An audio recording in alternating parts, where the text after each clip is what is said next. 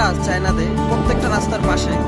So এখানে যখন প্রচণ্ড গরম পড়ে সামারে, তো এই গাছের কারণে গরমের তাপটা একটু কম অনুভব হয় আর কি।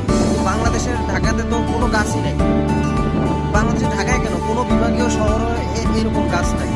সো গরম থেকে বাঁচার জন্য সবচেয়ে উপকারী হলো গাছ।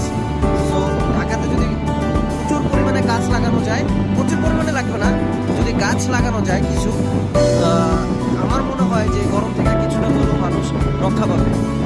আল্লাহ সুবহানাহু ওয়া তাআলা মানুষকে গাছের উছিলায় রক্ষা করবে। সো মিরপুর রোডে, তারপর হচ্ছে আপনার আগারগাঁও, এদিকে আগে যে পরিমাণ গাছ ছিল